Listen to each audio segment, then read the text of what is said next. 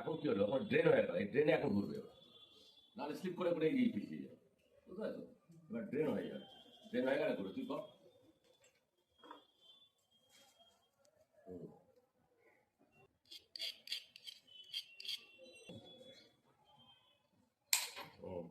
হাতটা একটু তুলে দে, এইরকম করে তুলে দে, বলে দিয়ে আসবে।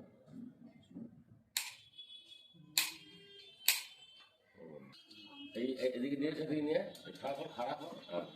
হাতটা সরা, এই এতটা ঢুকবে, এইটা ঢুকবে, এই তোলো এটা, এই জায়গাটা ঢুকেছে, এর পরের গ্যাপটা করে ঢুকতে হবে। সেই জন্য আস্তে আস্তে করতে হবে, জোরে ফুট করলে কি হবে, পাইপটা ফেটে যাবে।